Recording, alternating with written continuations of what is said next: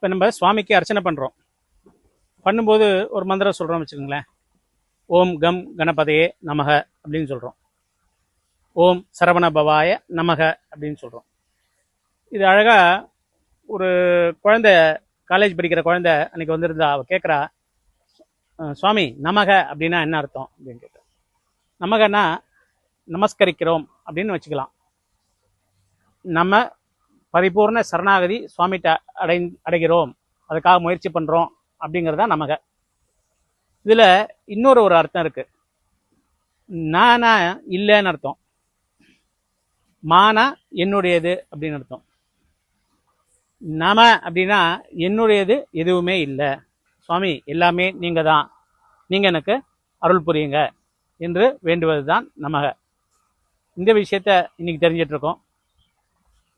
சுவாமியை மனமுருகி வழிபட்டு மேலும் மேலும் வாழ்விலும் ஆத்மானுபூதியிலும் வெற்றி பெறுவோம். நன்றாக. குரு வாழ்க. குருவே துணை.